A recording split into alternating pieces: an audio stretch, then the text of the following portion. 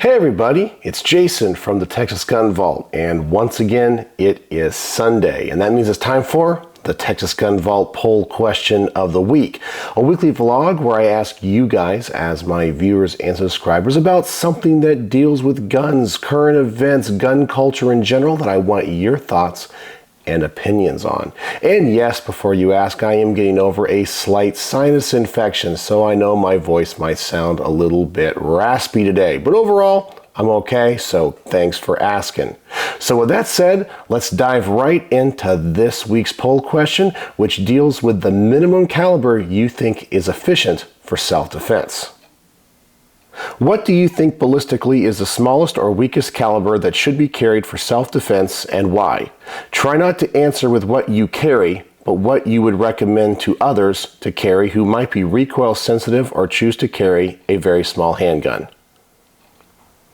So I knew when I asked this question I was diving into some dangerous waters. I know that when it comes to the caliber debates in the gun community, people can get very heated and very passionate about what they believe. I also know that sometimes you get people that follow certain gun myths and their favorite gun tube heroes. People that say you should only carry this caliber because it has this type of effectiveness and ballistic gel and it can go through barriers and that kind of thing. And of course, everybody wants to follow them because they love them. They're like, I trust their opinion. Therefore, I'm going to do everything that they say. But sometimes that's not practical. Everybody that puts out content here on YouTube, we do it for entertainment purposes mainly. Yes, there's a lot of great information out there. But like I tell all of my subscribers and viewers when it comes to my range reports and opinions, take everything I say with a grain of salt. Your mileage may vary. You are more than welcome to have different opinions based off your own experiences. I just share my personal thoughts. I am no way a definitive authority in telling you what to do and how you should do it. I just hope that maybe I give you guys some ideas to rethink things or to approach things in a different way. So, with that said, let's dive right into your responses and see what you guys think. With over 1,200 votes as I'm filming this, we have 22 long rifles, small but gets the job done, 15%. 25 ACP, similar to 22 long rifle but center fire, 2%. 32 ACP, good enough for James Bond in his PPK, 8%. 380, 9mm but shorter, slower, and lighter, 31%. And 9mm, the International Military and Police Standard, 45%. So before I go on, I want to already answer people's comments in the comment section below where they ask, why didn't I mention this caliber, caliber X or caliber Y, especially calibers that are bigger and more powerful than 9mm? Well, first of all, YouTube only allows me to have 5 options. And I thought going anything bigger and more powerful than kind of the universal standard for military and police was kind of silly. I know there's going to be people out there that say the minimum for self-defense should be 357 Magnum or 44 Magnum or 50 AE or 454 Casull or 50 BMG or something else. I know there's a lot of alphas out there. There's a lot of people that can handle big calibers, but not everybody can. The purpose of this is to see and poll you guys with what you think the most practical small caliber could be that is effective for self-defense. So let's go through each one of these. I'll give you guys my personal opinions. First, we have 22 long rifle, small but gets the job done. Now, first of all, I want to say having a gun at all is already a huge force multiplier in any type of self-defense situation. Even if it is a 22 long rifle, at least you have a gun. It is better than a pointy stick, and it's better than not being armed at all. And as I've mentioned before, many times when you do get into some type of need for self-defense, just presenting the firearm can end the conflict and no shots have to be fired. So in a majority of the cases, the caliber is completely irrelevant because all you had to do was present the gun. Somebody broke into your house, they see you holding the gun, they're unarmed, and they run in the other direction. Everyone escapes with their lives and no shots had to be fired. And that is the optimal situation. And as I said, caliber doesn't matter.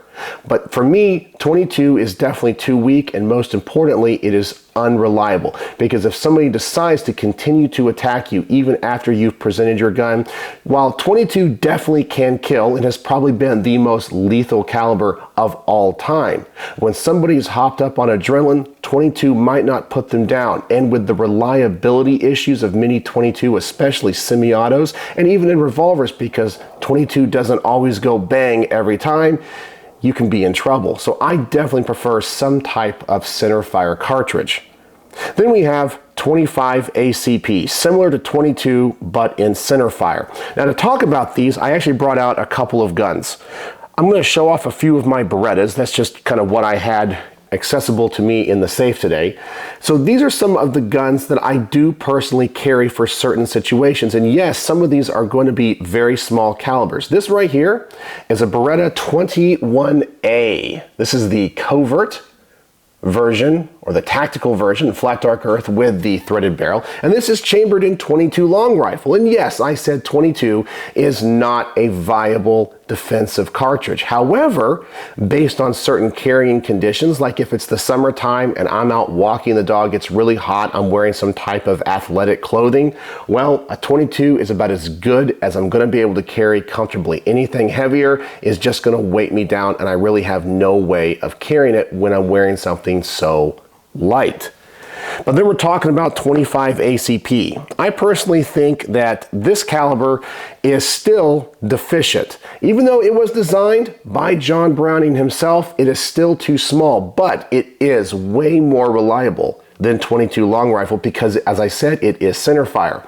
And so when I decide to carry something in 25 ACP, I have my Beretta 950 BS. This is just a fantastic single action pocket pistol chambered in 25. I personally wish that they would chamber the 21A, especially this one here in flat dark earth, in 25 ACP, but unfortunately they only chamber it in 22. But I think 25 is more viable than 22, but still it is not strong enough if you are going up against somebody that has a lot of adrenaline pumping through their veins, but it is better than a pointy stick.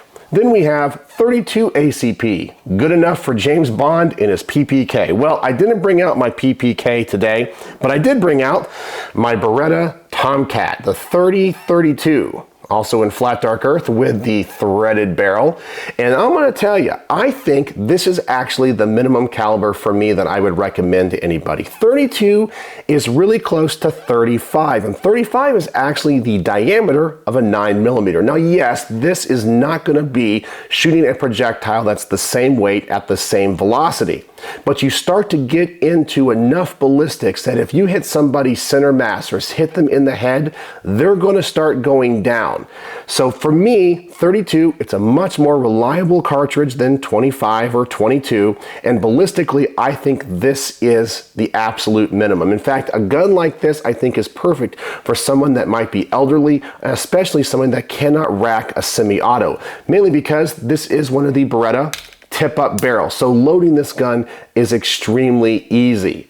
So you can load the magazine, insert it, and you can load from up here as well, close the chamber, and you are ready to go. And for me, 32, while obviously it was not the most popular choice by you guys, for me, this is where the smallest ballistic caliber really is for most self-defense situations. I also think you need to look across the pond to Europe. In fact, 32 ACP is considered a quite popular self-defense round for concealed carry in Europe, especially in the countries where you're allowed to carry.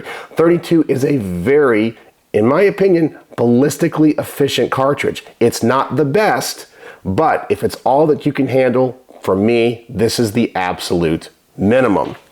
Then we have 380, 9mm, but shorter, slower, and lighter. Now, this is one of those myths that are out there on YouTube. Everybody says 380 is the absolute minimum. I actually thought this one was going to win, so it really surprises me that 9mm won, especially because I tried to preference it in that I wanted you to recommend the caliber, not the one that you personally carry, but knowing other people that might have issues, especially dealing with a semi-automatic pistol, racking the slide, or power being recoil sensitive, I really thought 380 was going to be it because so many other gun YouTubers say 380 is the minimum. I've heard that myth for a long time.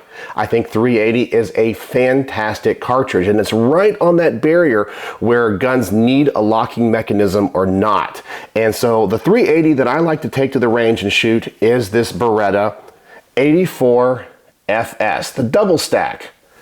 It looks like a Beretta 92. I love that open top design, but it's chambered in 380, and this is just a straight blowback gun. Fantastic gun, extremely reliable, and 380 is definitely, in my opinion, a pretty darn potent self-defense round.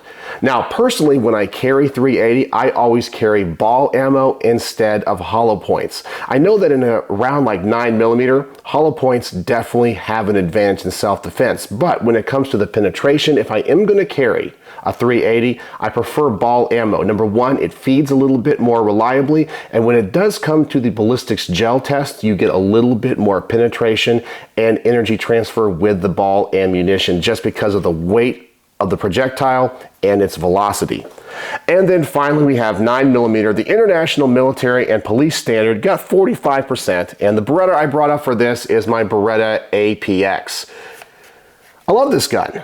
I've only had issues in the past with ejection, where it just kind of ejects kind of straight back versus off to the side, but a lot of people say this gun needs to be broken in. I think it has about 500 rounds through it now, and it shoots a heck of a lot better than the day that I got it. So this is my 9mm Beretta APX, and obviously, because so many militaries and police around the world use 9mm, 9mm is going to be a fantastic self-defense cartridge. Now, if you want to go bigger than that, I totally understand. As I said, I know people in the comments are going to be saying, well, the minimum should be 357, something that's going to essentially explode the target. Well, not everybody can handle that. I totally understand why people want to believe that, and I know we always have those scenarios in our head where you're some type of hero, where you're in the mall and some guy comes in with a rifle and you take him down with your Smith & Wesson Model 29. Well, to be honest with you, in those types of situations, you've already lost, because bringing a pistol to a rifle fight, you are already at a disadvantage. In the military, they say the pistol is the gun you use to get to your rifle. It is just a backup weapon, regardless of caliber. We only carry handguns because they're more practical and easier to conceal. Not everybody should or could carry around an AR-15 or an AK-47 for self-defense. It's just not practical. So we go to the next best thing, a pistol. So that's my thoughts. Let's now dive into the top rated comments of the week and see what you guys have to say. With the top rated comment of the week, we have the reindeer, the rabbit, the bat. I'd recommend whatever your personal preferences allow you to carry best at this particular moment in your life. Anything is better than nothing. If a 22 is all you can do at the moment, for whatever reasons those might be, then do it. If you reach a point where you can do better with a more effective caliber, then move up when you can. Plenty to take into consideration: noise, weight, ammo availability, costs, over and under penetration for your most likely of situations, ability to put accurate shots on target, recoil management, ability to grip a slide or a double action pull, or many other possible physical limitations, advantages, and disadvantages. Is it easy or difficult to conceal in the kind of clothing you generally wear? Weigh your options and go with what suits your personal situation until you can comfortably step up. There's always room for improvement. Just make sure your choices for improvement are wise, well thought out, and appropriate to match for your most common or likely scenarios. There's nothing wrong with good advice, but if the advice isn't right for you, then recognize and accept it so you can learn from it, move on, and figure out what is. Well, I am just going to say that is the best comment anybody could possibly give. That was perfect. You need to decide what is best for you. Don't go on YouTube and say, well, this internet gun celebrity says the minimum I should carry is this caliber. It might not be the best for your situation. It's important. Take your time. Learn about each caliber. Go and handle the different guns of the different sizes. Go shoot them. See what you can carry. Think about the type of situation that you're in. Maybe a .22 long rifle at your stage in life is the best for you, and that is perfectly fine. It doesn't mean you're any less of a person because you carry a .25 ACP over a 9mm. It's perfectly fine. It's better than nothing, as he says, and if it fits your needs, it is what you need at that time, and it's the right choice for you. Then we have Matt Moore, who says, well, to recommend for someone else out of those presented options, I would say carry the most powerful caliber that you can still make effective hits on target. My minimum is 9mm. In today's world, you can really get small, capable guns chambered in that round. There are also so many diverse loads of 9mm, which include low recoil and great performance from short barrels. And he's absolutely right. There have been a lot of advancements in ballistics.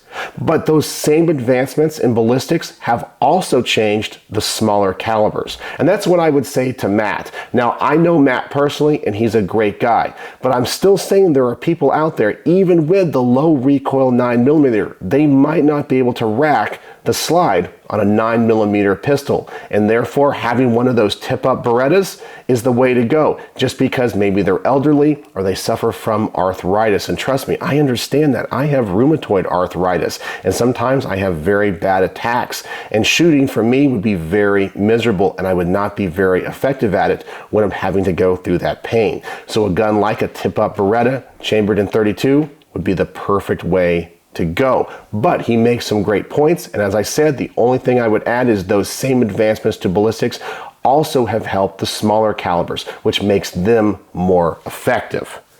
Then we have Jack Mullins, who says, the improvement in ammunition makes the .380 a viable and effective choice. And once again, I agree. And he's kind of taking on what Matt said before him. The engineering that goes into projectiles today have really made the calibers that in the past people will say were not effective much more effective. And I even argue the more powerful calibers like 40 Smith & Wesson are even more effective today than they were 30 years ago.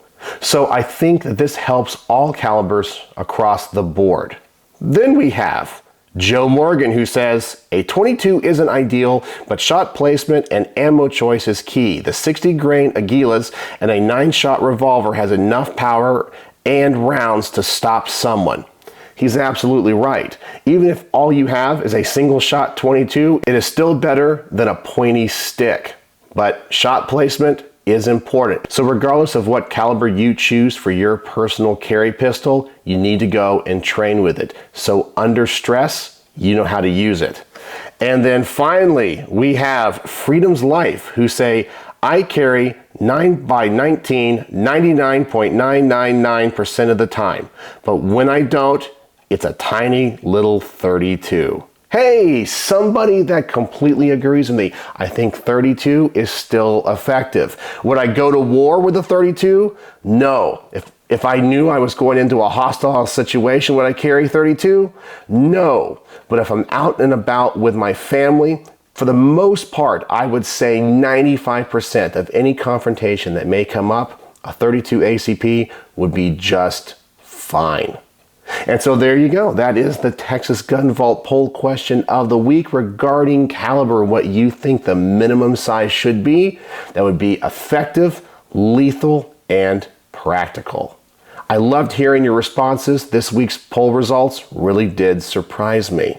So there you go. If you would like to participate in next week's poll, please go to the community tab of my YouTube channel. I will also post a link in the description below. Go over there, click, go look at the poll, vote, comment, and like other people's comments so we can get the top rated comments of the week. I always appreciate you guys participating in these polls, and as you see, I never vote myself and I never comment because I never want to skew the results.